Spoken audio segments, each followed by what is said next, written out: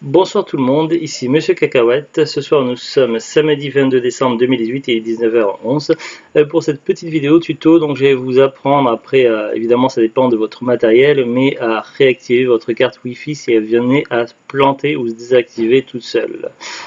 Pourquoi je fais cette vidéo? Tout simplement parce que j'ai eu ce problème à plusieurs reprises et notamment à 2 reprises en quelques mois et ça commence à devenir vraiment chiant. Bon, si vous avez un ordinateur récent, vous ne devriez pas être trop embêté, mais à un moment donné, les années passent, l'ordinateur fatigue et le genre de petits problèmes peut s'avérer de plus en plus fréquent et de plus en plus chiant.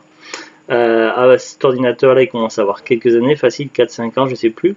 Il n'avait pas de problème de carte Wi-Fi et puis ça commence à venir évidemment et donc c'est pénible. Alors une fois j'avais fait une recherche sur internet avec machin, aller dans service.msc, réactiver un truc tout ça, mais j'avais réussi au bout d'une demi-heure, je sais plus comment j'avais fait.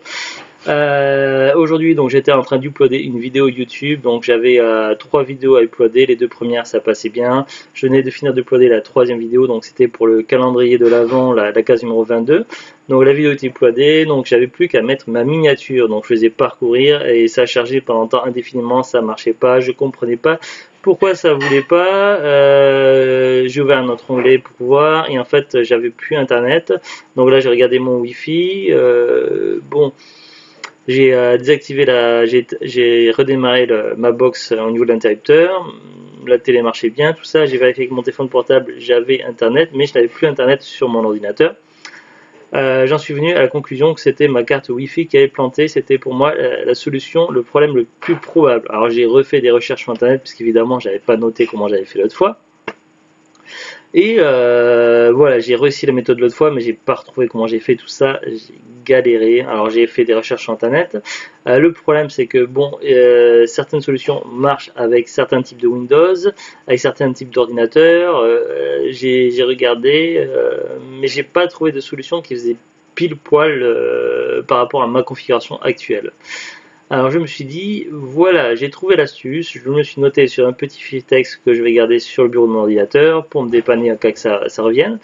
Mais bon voilà, il faut penser aussi aux autres, voilà, quand on a des petites astuces, des petites choses comme ça, c'est important de partager. Et donc je me suis dit que peut-être ça pourrait vous être utile. Alors je vous dis quelle configuration j'ai, parce que ça ne peut ne pas forcément marcher avec toutes les configurations. Voilà, donc déjà j'utilise un PC, j'utilise pas un Mac, donc je sais pas si... Voilà. En plus de ça, je suis sous Windows 8.1. Donc des fois, il suffit d'une version, ça peut être différent de Windows 8, tout ça. Bon là, c'est mon téléphone qui a sonné, je regarderai après. Alors voilà, j'ai noté donc aller dans les paramètres, modifier les paramètres du PC, réseau, mode avion, appareil sans fil, etc. Mais je vais le faire étape par étape. Alors j'aurais voulu faire des captures d'écran, donc faire des screens, tout ça. Mais le problème c'est que quand je vais sur les étapes une par une, en fait, si j'ai mon logiciel de capture d'écran ouvert, au moment où je clique sur nouveau pour pouvoir faire une sélection, en fait j'ai les fenêtres ouvertes qui se ferment puisque c'est des trucs qui restent pas fixes. Donc du coup, j'ai regardé un petit peu pendant 5-10 minutes et ça m'a vite énervé, donc je n'arrive pas à faire de capture d'écran pour vous montrer. Donc je vais faire l'opération là, comme ça, pendant que j'enregistre la vidéo, étape par étape, comme ça vous allez pouvoir suivre à peu près. Donc la première étape, c'est d'ouvrir le menu des paramètres. Donc vous êtes sur votre bureau, donc vous avez tous vos petites icônes. Donc pour ouvrir votre bureau, votre menu, vous prenez votre souris, vous mettez le curseur de la souris tout en haut à droite, dans le coin, dans l'angle, et ça ouvre plusieurs icônes. Donc une petite bande rectangulaire noire avec comme icône rechercher, avec une loupe, partager, accueil, périphérique, paramètres. Alors, il faut cliquer sur paramètres. Ensuite, donc, on a une bande qui s'est un petit peu élargie, qui est sur le côté à droite, de couleur bleue, enfin, espèce de bleu-violet, avec écrit paramètres, bureau, panneau de configuration, personnalisation, info PC, aide. Ensuite, on a un petit rectangle, donc là, il y a le numéro de ma box. Ensuite, 100, mais avec le volume sonore, donc c'est volume sonore à fond, luminosité, notification, marche, arrêt, clavier. Et en dessous, il y a marqué modifier les paramètres du PC. Donc on va cliquer sur modifier les paramètres du PC. Donc là, ça nous ouvre une interface donc découpée en 2 parties. Donc on a un rectangle à gauche et puis un gros carré à droite. Donc, ce gros carré à droite, donc il y a personnalisé, écran de verrouillage, avatar du compte, mot de passe, etc. Nous, ce qui nous intéresse, c'est la partie gauche. Donc, vous voyez, il y a écrit paramètres du PC, il y a une petite loupe pour faire une fonction recherche. PC et périphérique, compte, OneDrive, rechercher et applications, confidentialité, réseau, heure et langue, options d'ergonomie, mise à jour, récupération et tout en bas panneau de configuration. Donc nous, ce qui va nous intéresser, c'est le réseau. Donc on va cliquer sur réseau. Voilà, donc là, c'est pareil, on a deux écrans. Donc un écran à gauche, une bande avec plusieurs mots de couleur sur fond bleu-violet.